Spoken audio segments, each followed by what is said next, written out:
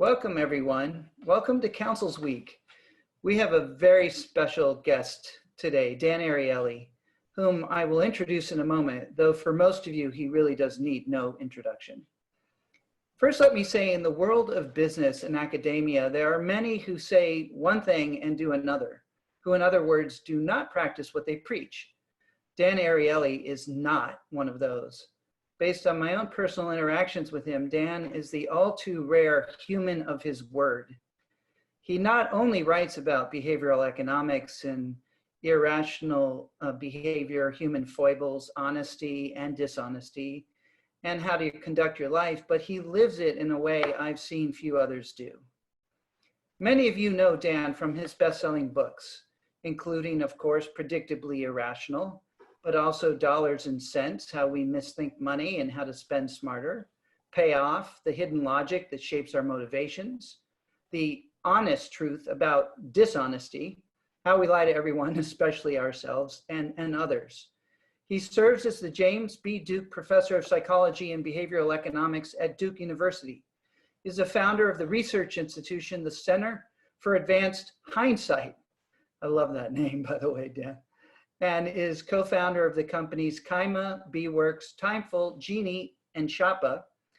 Further, he's the chief behavioral economist of Qapital and the chief behavioral officer of global insurance leader Lemonade. His TED Talks have been viewed over 15 million times. He advises governments and a range of corporations on behavioral economics and policy, including now during this global pandemic. He's also currently conducting research to answer behavioral questions regarding the COVID-19 crisis. Dan spoke to the councils in 2009 about Predictably Irrational, and today, due in large part to longtime member Doug Claffey, founder of Energage, who is friends with Dan, he is back to help us think about what kind of impact COVID-19 may have on customer behavior. Dan will talk for 20 minutes or so and then take questions. So please start posting questions in the chat or Q&A, which I will monitor. Dan, thank you so much again for being here today. Really lovely. My pleasure. It will, be slightly depressing, what I'm going to say. Some of it will be hopefully not that depressing. Yeah. So first of all, as an introduction, you might have noticed that I have half a beard, and you might have wondered what bet I lost. So I didn't. Many years ago, I was badly burned. Most of my body is covered with scars, including the right side of my face. So I just don't have hair.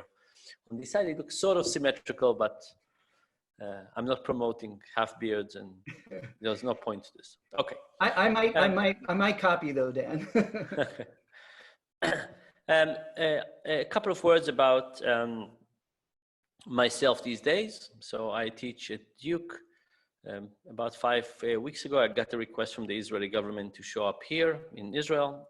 I showed up, and since then I'm basically doing non-stop COVID-related work. It started with questions about how do we give people instructions in a way that would be likely that they would follow. General population, subpopulations, Orthodox, Muslims, Ramadan is going on now. Then it became questions about the education system. You teach remotely, what works, what doesn't work. We started studying this and giving tips and advice about what to do. That develops into a question about how should we do next year for education. We still think it will be half and half, and what do we want to develop for that? We realized that there was an increase in domestic violence, some against women, a lot against kids.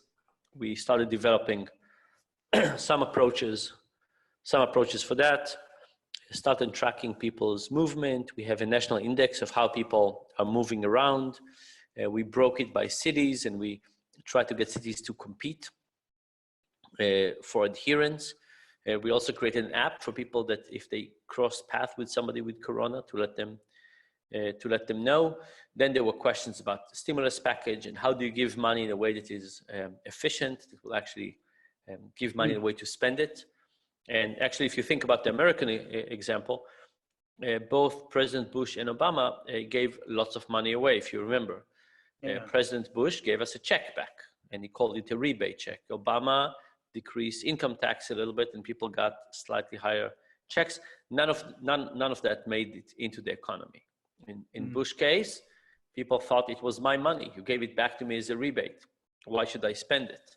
Right. In Obama's case, it was just too small. People didn't notice. If you did the Bush approach, but you gave it to people not in a check, but in a prepaid debit card, and you said spend the government's money, people would have spent it much more, according to our experiments on that. Yeah. So the point is that a dollar is not a dollar is not a dollar. There's many different ways to spend a dollar and get it out. Just now, before our call, I was dealing with questions about how do we get people to declare that their kids on Sunday, the week here starts on Sunday.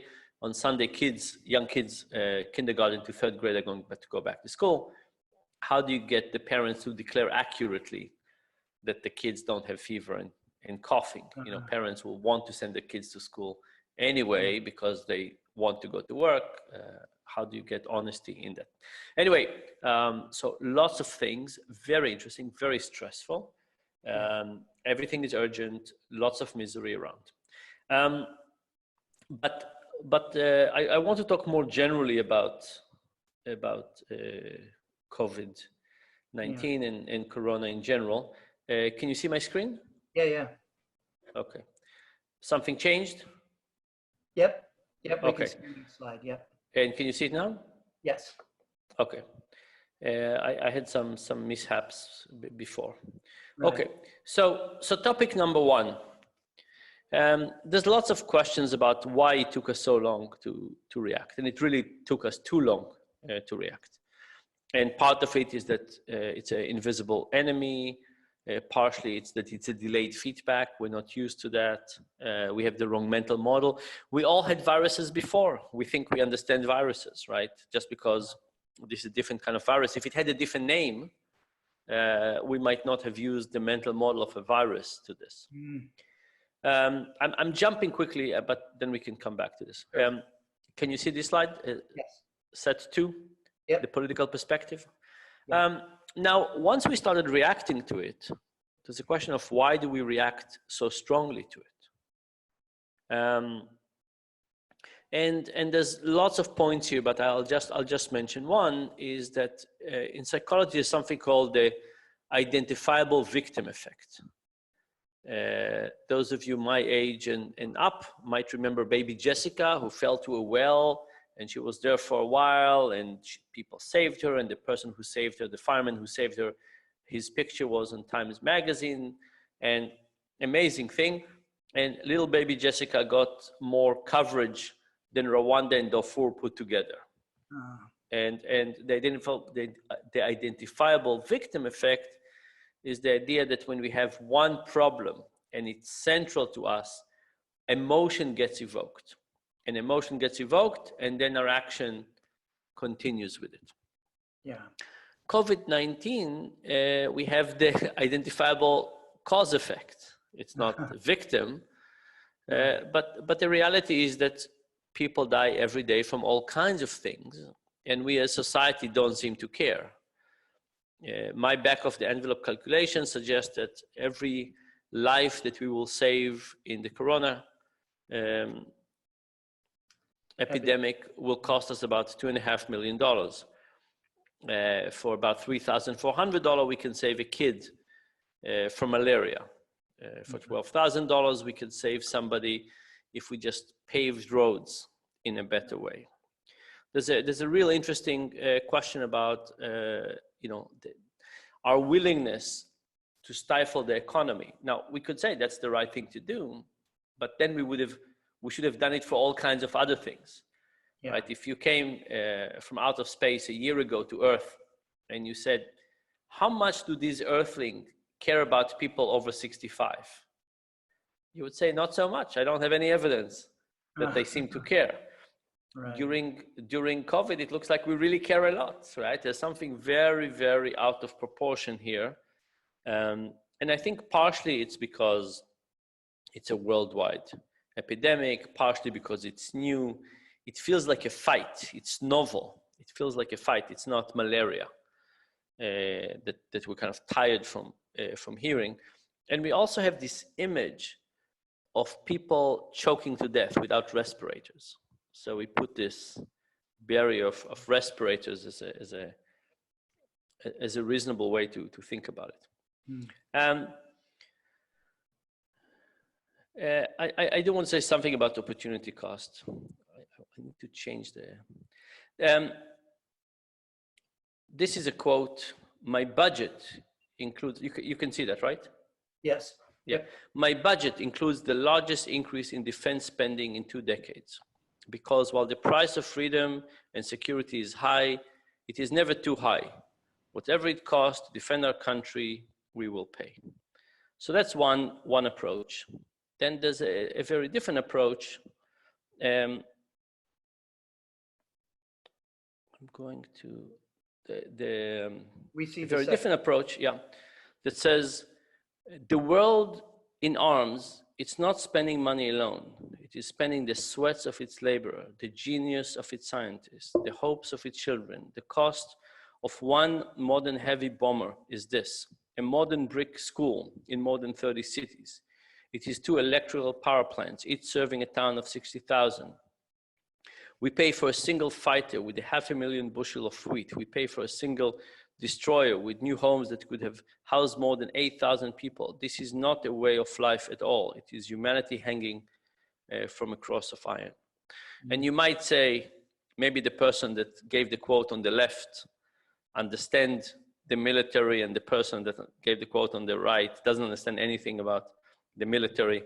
But the person on the left is George Bush, who took some pictures in army-related things, and the one on the right is Eisenhower, who knew a lot about that situation.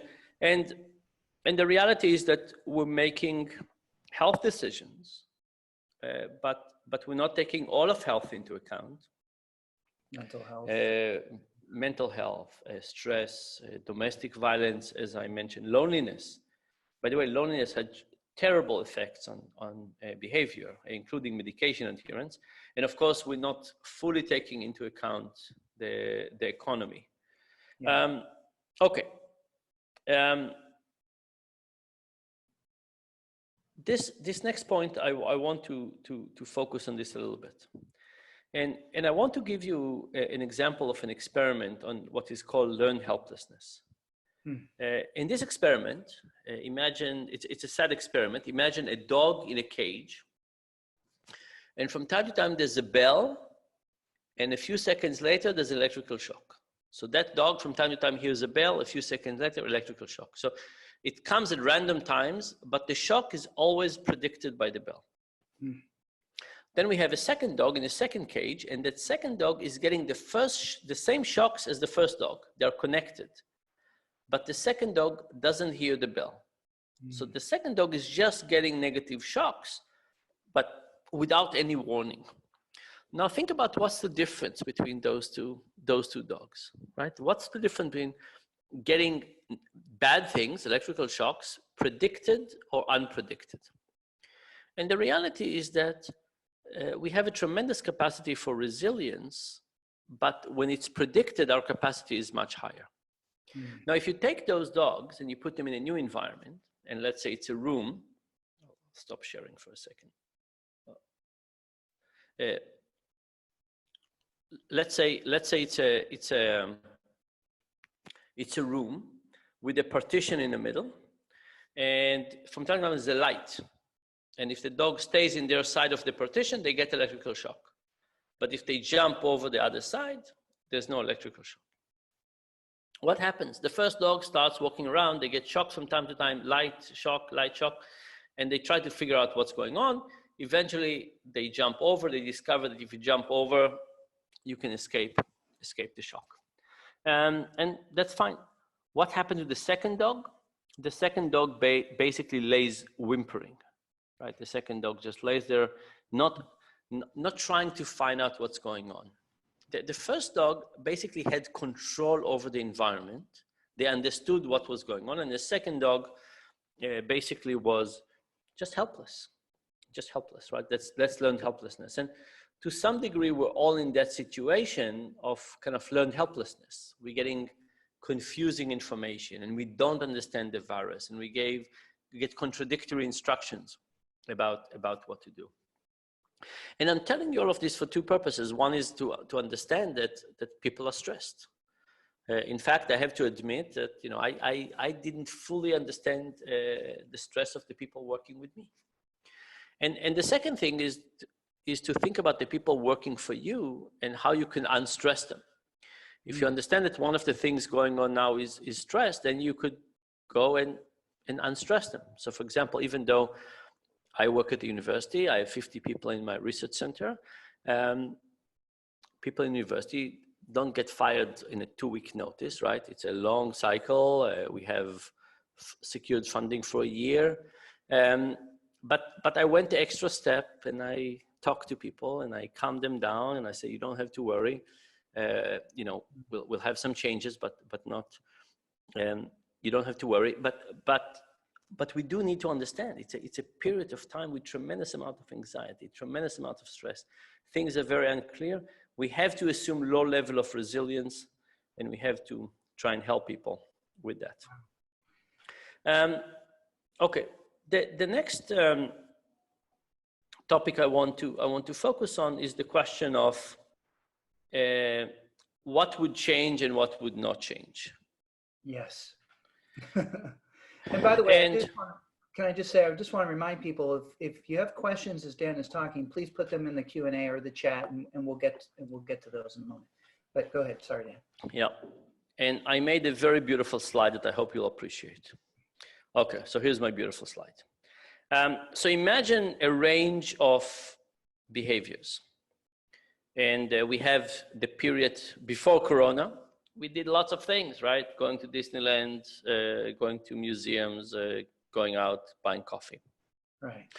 Then we have the during Corona period, which is now, and of course there are different rules in different countries and different states, but places that are basically on partial closure have limited our ability a lot, right? There's lots of things we just don't do. Then we'll have the day after. And I put it in quotes because what I mean the day after is that we're living with Corona, but we're managing, right? We are, estimates are anywhere between 3 months and 2 years. But let's say we're going to have some period of time in which Corona is around. And because we're so stressed right now, it will take us time to expand our scope. For example, I don't know about you, but I watched a movie on Netflix a few nights ago, and 2 people hugged, and my first reaction was, "Ooh, what is this?" Like, there's a new horror film category: people touching each other. We got used to not doing this, and it will take some time for habits to open up. Some will open up, some more.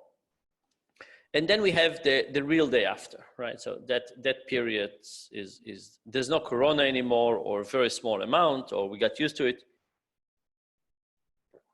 And now I think there are kind of 3 types of behaviors. There's Y, which is things would continue to increase.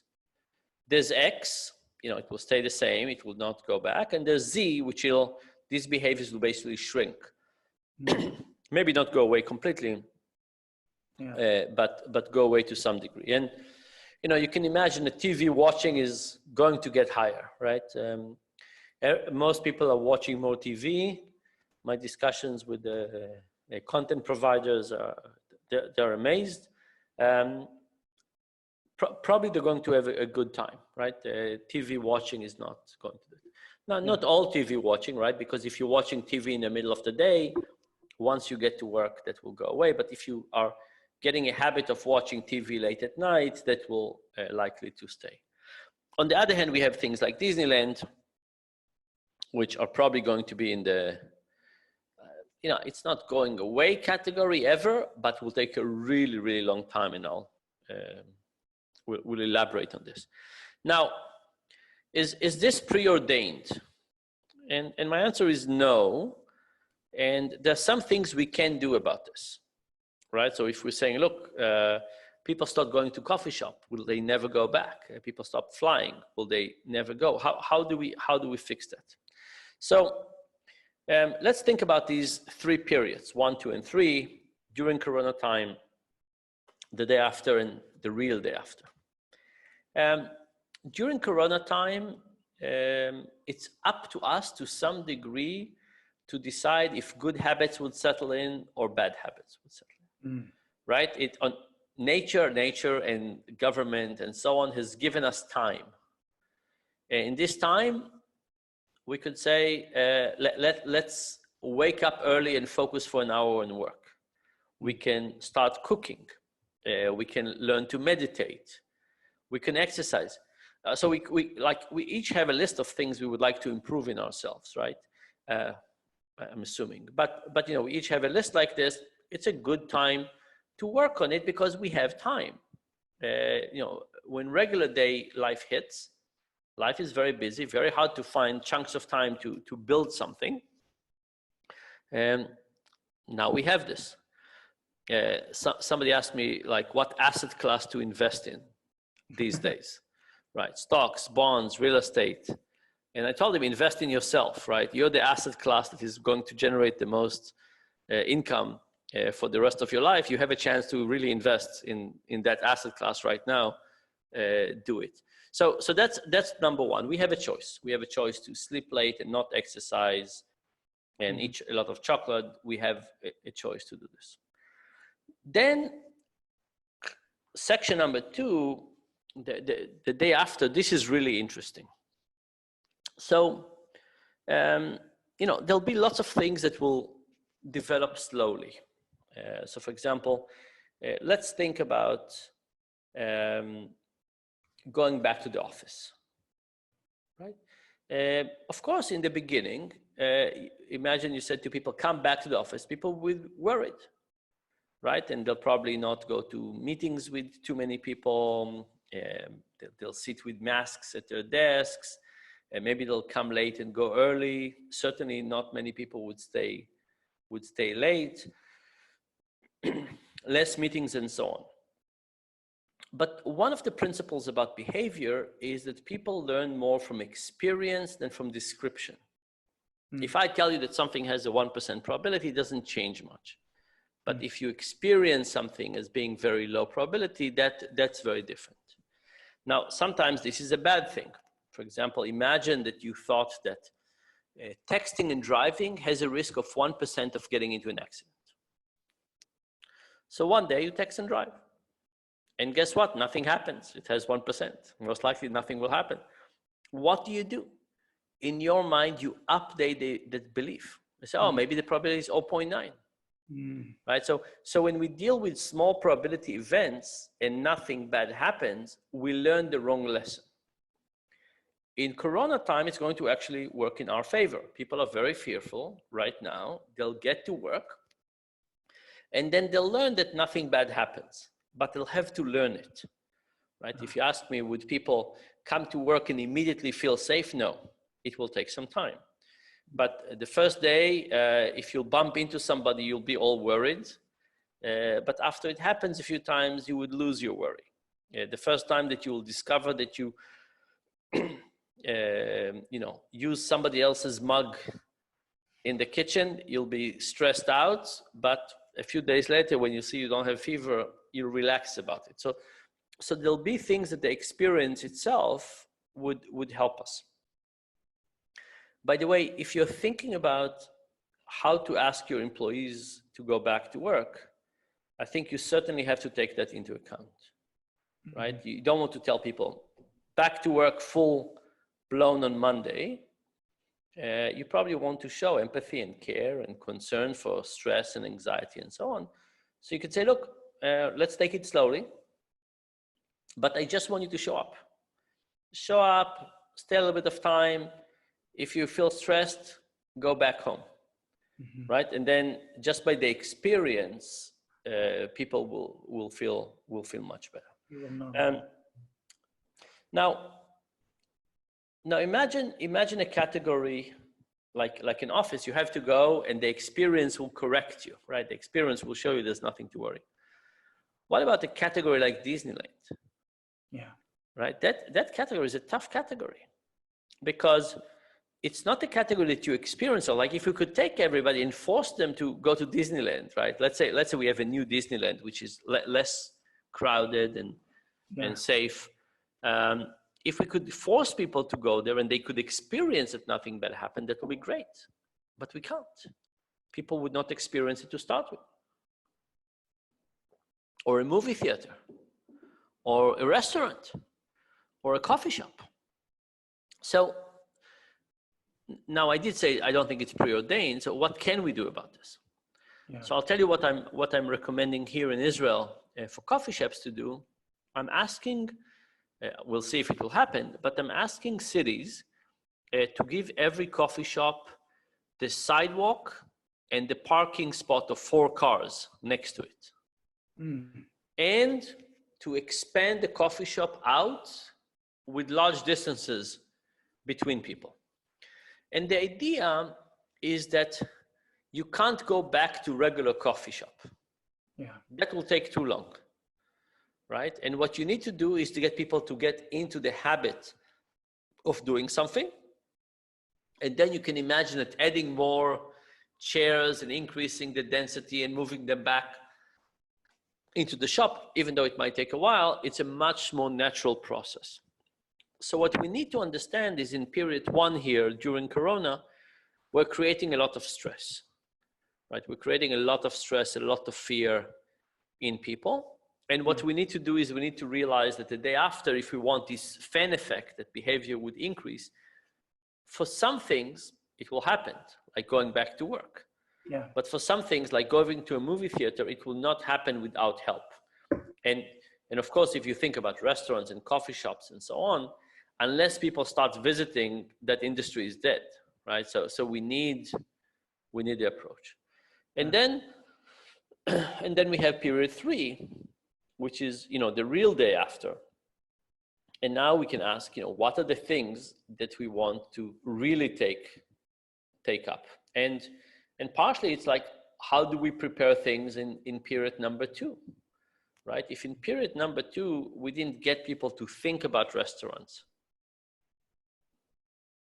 For example, if I wanted the restaurant to open, I would switch from delivery to pickup. Right? I want people to show into the restaurant. I want them to enter. I want them to pick something. I want them to exchange something that the waiter touched. Right? That's training wheel for period number 3. If we get people to just do delivery, the switch to going into a restaurant is just a bit too much. Yeah. Okay, and then there are things that unless we so there will be category Y, which will expand, category X, which will stay the same, category Z, which will diminish or go away for a long time. And we need to figure out what behavior is this that we're talking. Each of you is dealing with very different domains. You have a very different habit that you want to create, but you need to figure, are you in X, Y, or Z, and what do you do in period 2 to make it more likely it will be successful in the next period. Okay. Maybe the last thing I'll say something is trust. This very, very difficult time is also a time where I think trust is going away to some degree. Trust in the government, trust that we're getting real information. I think in some companies we see trust going down. There'll certainly be layoffs, which will further make this important building block erode. And there's a real question of how do we build trust, right? People would have to trust us in all kinds of ways, right? Employees will have to trust us that we have disinfected things and that we care about their longevity. And people would have to trust that if there's an employee who is sick, they are going to declare it and stay at home. and they have to trust that what the leaders of the companies are telling them is the truth. And how we build trust back, I think, is going to be important as well. So that's yeah. Let me end with one point. I think for me at least, the coronavirus has shown two things. One is how fragile our system is, and the second is how connected we are.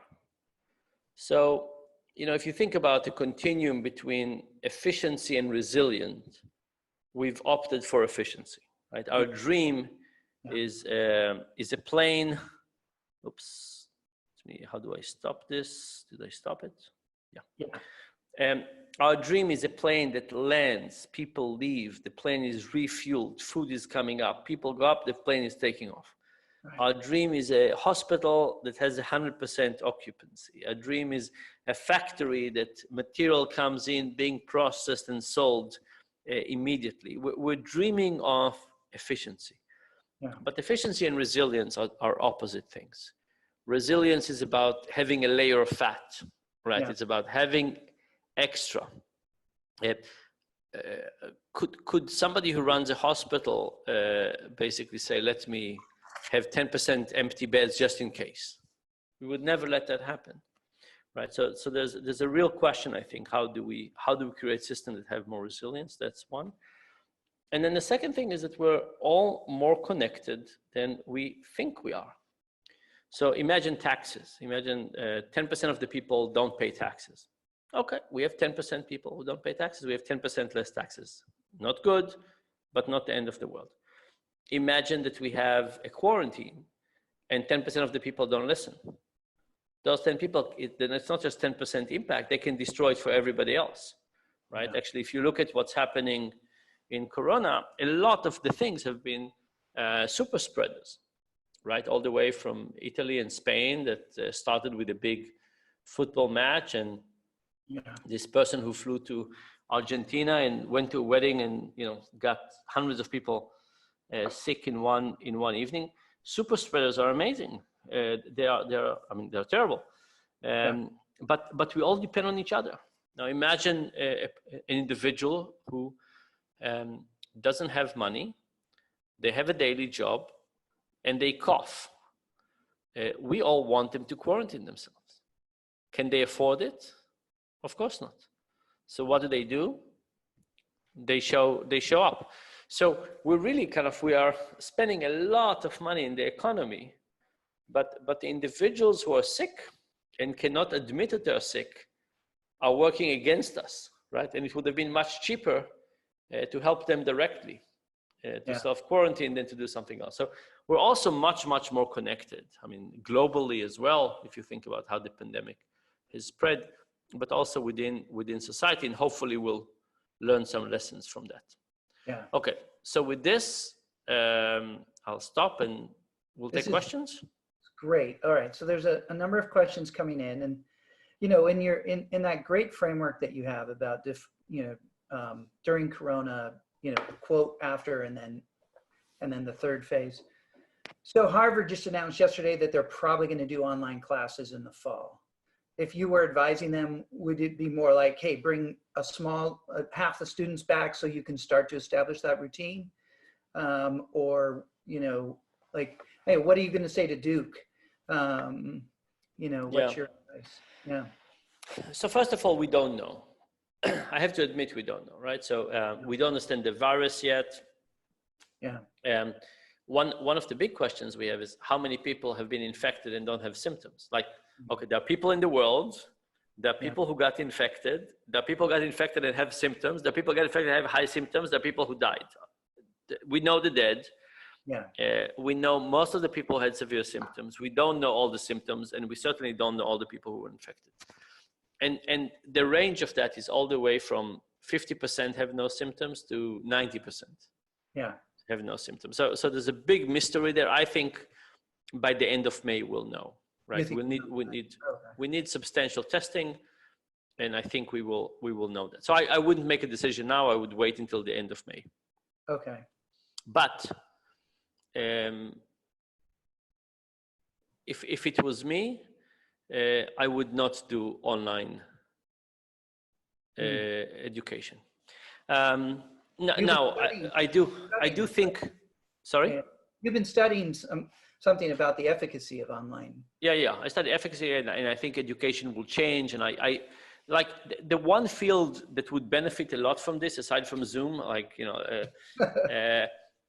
the field that I think would truly benefit the most for is going to be education.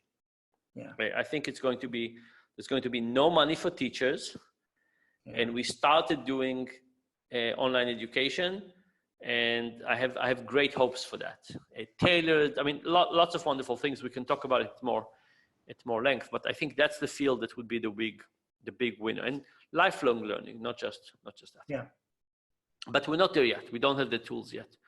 So if I was a president of a university, I would certainly change things, right? So I wouldn't get all the students to go to basketball games, for example.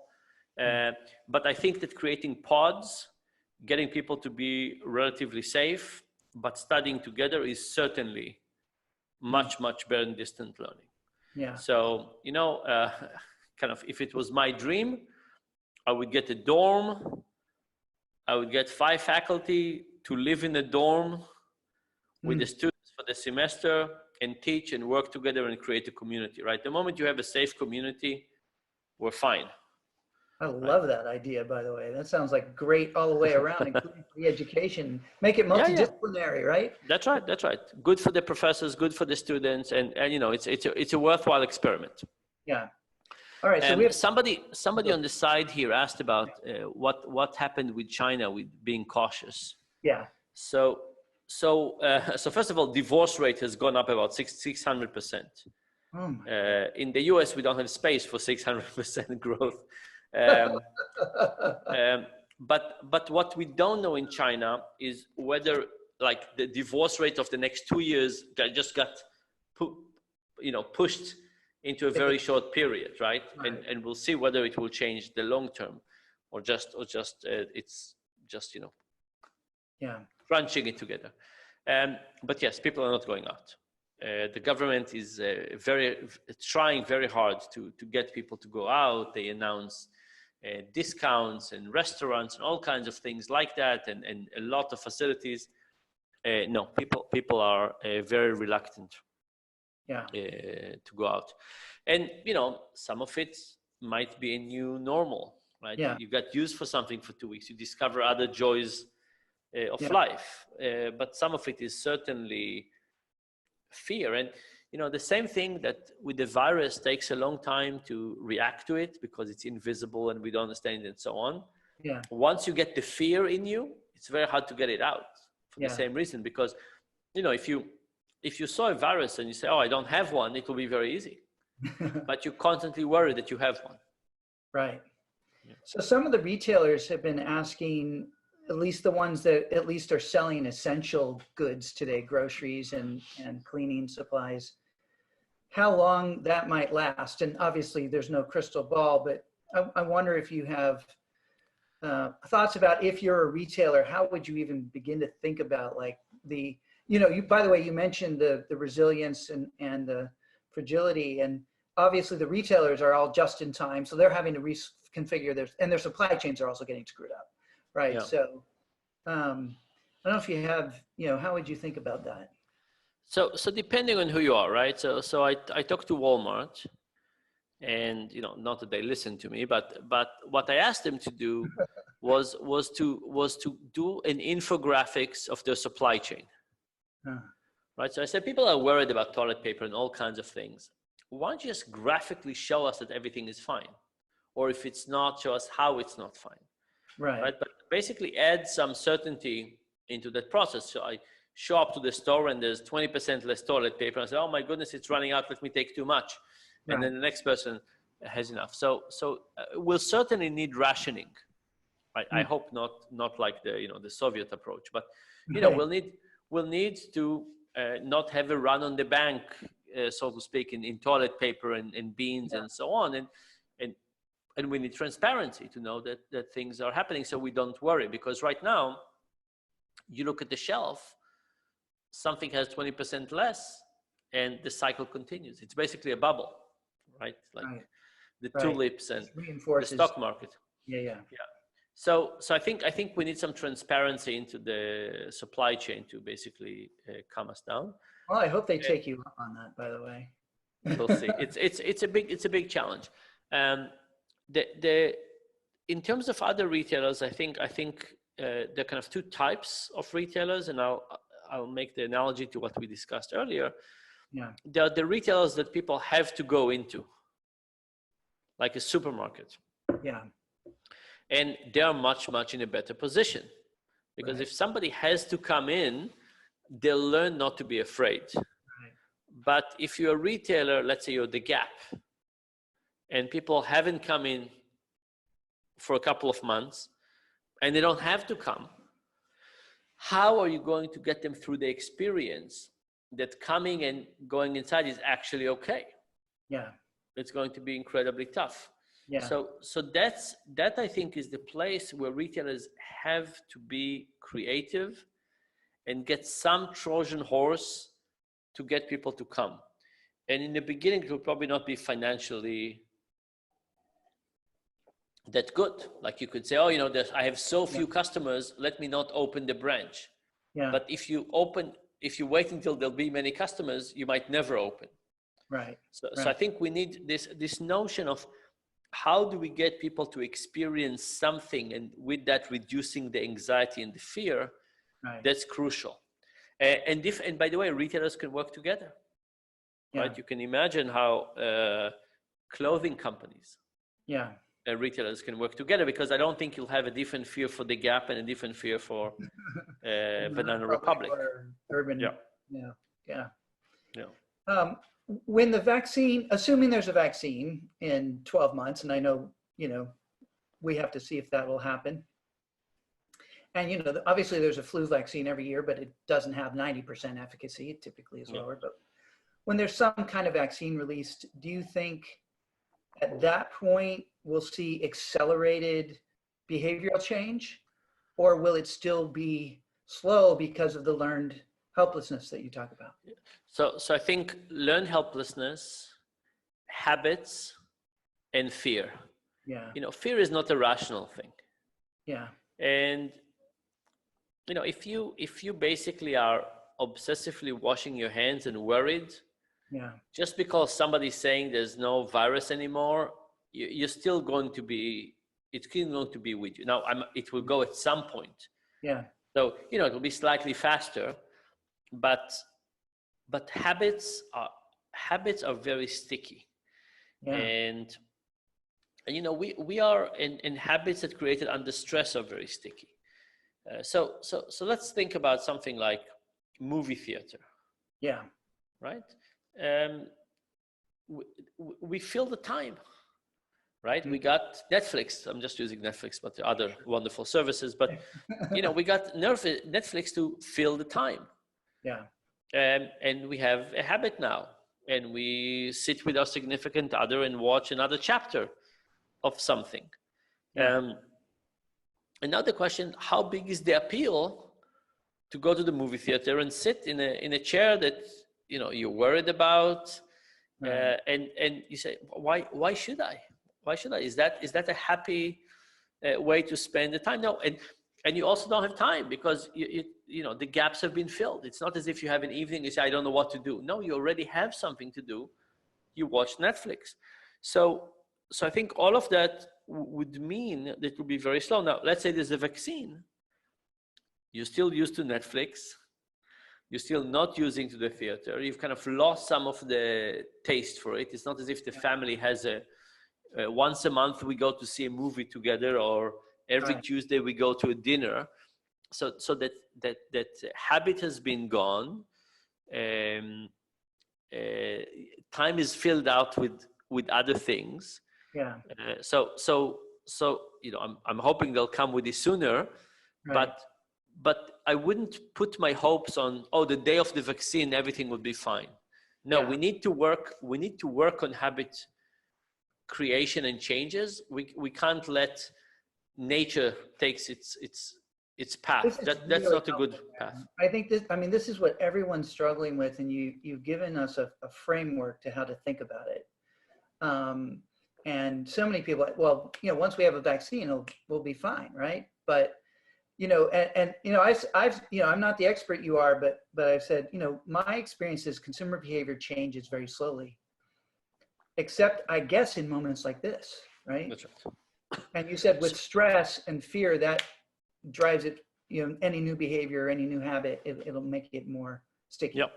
Yeah. So for example, we see a tremendous increase in saving rates. Yeah. Right. At least people opens rainy day accounts, right? Banks that offer people a rainy day account, see tremendous uptake in people doing that. That's a good fear. Yeah. Driving to good behavior, right? What will be now there'll be a lot of financial devastation after this, so there'll be people with lots of debt. Yeah. But what will be people's appetite for that? And then there's another thing, which is a lot of consumption is relative. So the people who have kids know how it happens, right? There's one kid in class that has a cake and a clown. And then the next kid wants a cake and a clown and something else. And then there's, That's how you end up with these bar mitzvahs in Manhattan that are like hundreds of thousands of dollars, millions of dollars. Yeah. That's right. So there's an escalation of spending, and now we're going to go down. Yeah. Now, will it never go up again? Of course, that's nature, but will it take a long time?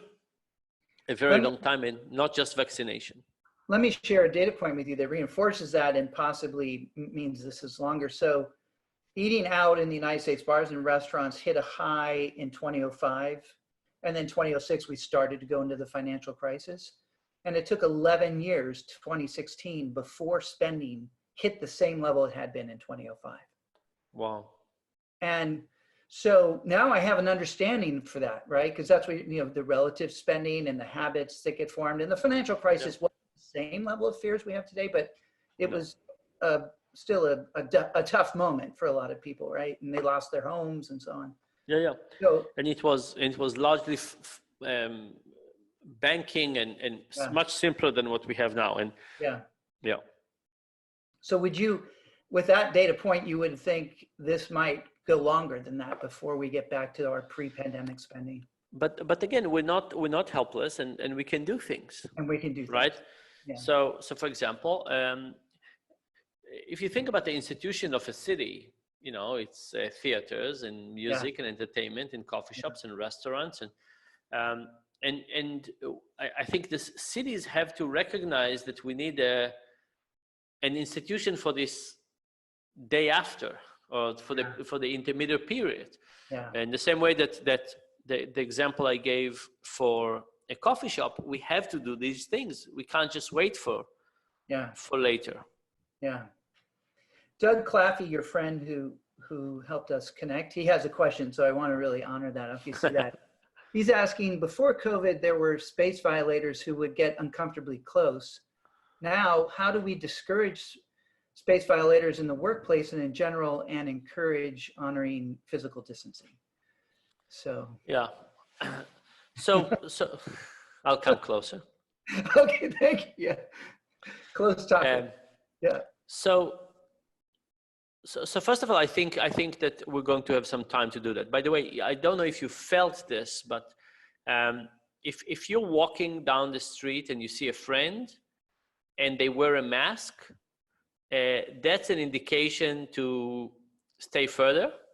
Yeah. It's an indication not to do the elbow thing, right? Because it's a signal.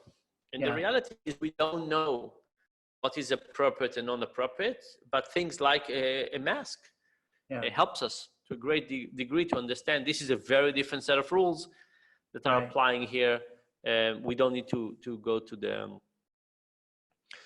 the old rules. Yeah. Look, if somebody comes and stands in a distance that is too close to you, it's going to be embarrassing to say to people. Yeah.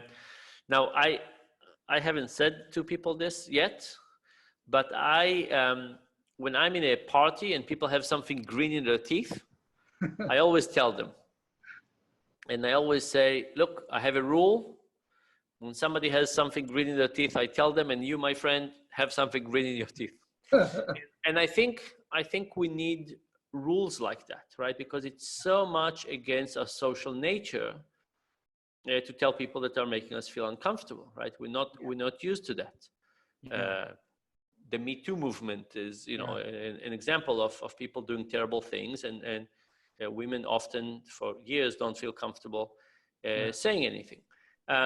So how do we create that? And I think we need like a sentence that is acceptable. It needs to be part of our routine. So, for example, if I I'll give you another example. At Google, they have a word called googly. And when they sit in a meeting and somebody is offering to do something that might not be that ethical, they say, is this googly? And if you sat in a meeting and you ask somebody, are you sure this is ethical? That wouldn't look so good.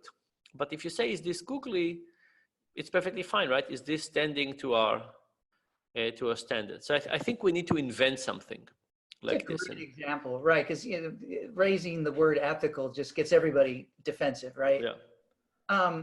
There's a lot. One more thing I want to say is that, and another thing to do is to just use space markers. Yeah. So, for example, if you remember when you go to the airport and the bags are going on the conveyor belt, people are way too close. Yeah. You put a line outside, people stand further, there's space for everybody. You put footsteps outside of restaurants or supermarket or something, people wait. And of course, museums have been doing this for a long time too.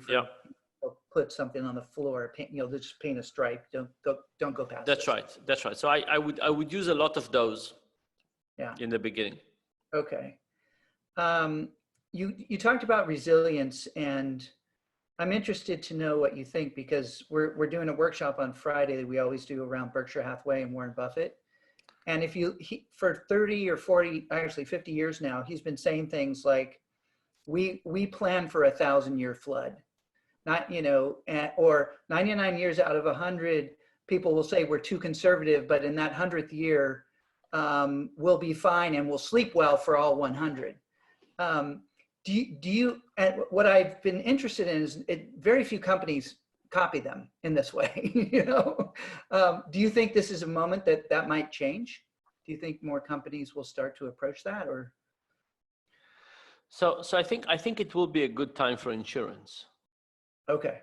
Right. So if you say, would companies be able to protect against all possible long tail events? The answer is no. Yeah. And also, what Warren, in some sense, it's unfair because Warren Buffett has an easier time doing that, right? Running an investment company that is highly diversified, you're in a much better situation than if you make laptops. Or if you're Disney and the majority of your operating profits come from the parks. Yeah. So in some sense, he can say it because it's easier. It's easier in his line of business, or maybe he was in this line of business because he wanted diversification. But I think, by the way, what's the saddest business like for me? Corona beer. Oh yeah. They closed down. Oh my gosh. They shut down. I have a photo of myself in front of one of their trucks at the very beginning of the epidemic because they were getting hit so hard. Yeah. And just imagine you invest all this money and you create an amazing brand, and then somebody decides to call the virus based on the same name as your brand, and you're gone. You can't protect against that, right? What? So I don't think companies could protect themselves against all of those things, but I do think there'll be a new role for insurance. There is an insurance question that came through, which is because I know you work with Lemonade, right? And so one of the lines is renters insurance. One person was asking, do you think there's going to be more claims or less because people are staying at home more? Are they taking better care of their place and there'll be less break-ins, I suppose, or other. Yeah, much less break-ins. Yeah. Right now, and I think there'll be less water damage if there was the winter and so on, because people would be this. But just to say a couple of words about Lemonade. Yeah. I joined Lemonade kind of from day one because I've been wanting to do an insurance company with no conflicts of interest. So I've been studying one of the topics. As Phil's mentioned, was dishonesty and conflicts of interest. I know the conflicts of interest are terrible; they're corrosive. Yeah. And the idea is that in a regular insurance company, there's inherent conflicts of interest. Yeah. Imagine the consumer, the insurance company, and the consumers pay.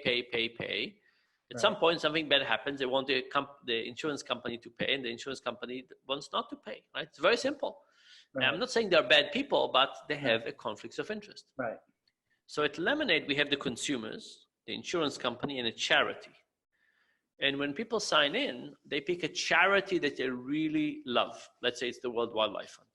Yeah. Lemonade always take 20%. So the consumers pays. Lemonade takes 20% as profit and pays claims. And if there's money left over in the pool of all the people who joined the World Wildlife Fund, under the World Wildlife Fund, the money goes to World Wildlife Fund. Yeah. So two things happen here. The first one is that we don't have a conflicts of interest. Yeah. We always make 20%. We pay claims, we don't pay claims, we don't care. And we are clear about that. And the second thing that happened is that if a consumer cheats us, they don't cheat us, they cheat their favorite charity. Yeah. Right. And of course, we remind them that when people submit claims and so on. Right. But we decided to bake into the business model this notion of no conflicts of interest, transparency, and so on. And you must buy reinsurance to give you protection on that year where claims are extraordinarily high because of a hurricane or something. Who knows? So right now we're small, right? So of course we buy reinsurance, but reinsurance is a question of how big you are and what risk you can take. But the main and I'll just tell you one story about this.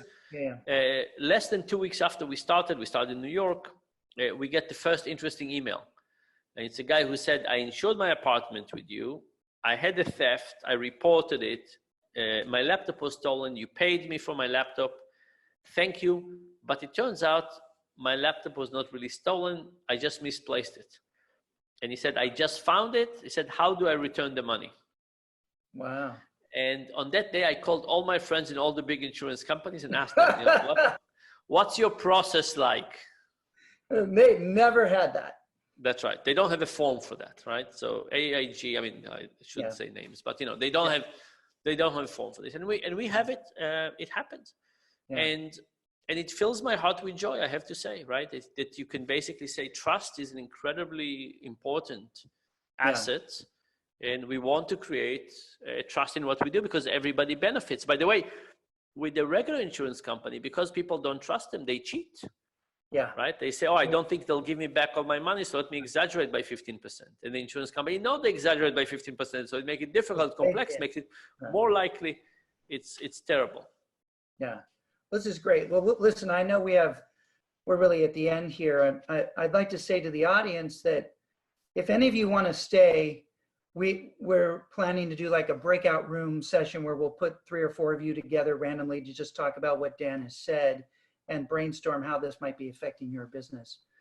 Maybe one last question, if you don't mind, Dan, and Sure. We'll leave it with that. Given that the death rate is hitting older people, this Brett is asking, do you recommend a policy where you reopen but self-quarantine the most vulnerable? Do you think that potentially works? So I think we have to start this way. So we have to open, because it just makes no sense not to. I'm not saying, look, people dying is a terrible thing. I was in hospital for 3 years. Being sick is a terrible thing.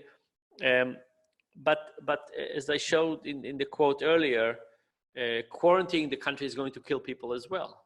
Right? And it's going to kill people for, not fast necessarily and not from one thing, but The malaria death rate in Africa is going to double this year to 750,000 because of this. That's right. I mean, so there's a health cost, there's other death cost, there's financial cost, depression, right? There's quality of life. It's not just about living, by the way. There's quality of life. So I think we have to start by opening to people at low risk. Yeah. And then the question about people who are at high risk. And by the way, I think I'm high risk because when I was burned, my lungs are not functioning that well. So most likely I'm at high risk. But we need to open for the low risk population, and then for the high risk population, we have to ask the question of, is life worth it at every cost? Yeah. So right now I'm in this beautiful house of my mother. I'm perfectly fine, but I can imagine conditions in which I said, okay, I'll take a risk. We take a risk by driving. Yes. To all kinds of things, right? This is not one of those things that I will say I will stay for the rest of my life. Like let's assume that it's me and I am a high risk person. Yeah. And I can stay here in isolation for the rest of my life and live longer, or I can, wash my hands, go with the mask, meet people, and so on. I don't think I'll choose to close myself here at ever. In the same way that we take all kinds of risks for life. Now, it sounds crazy because we've been so focused on Corona and it's so salient. And by the way, the numbers that they show us, right? What are the numbers they show us? Right. How many people died from Corona? Cumulative. Yeah. Right? It's always going to go up, or at best it will be flat. It will never go down. Right. Right. But the reality is that, living and dying are just, parts of the same thing, and we take risks all the time.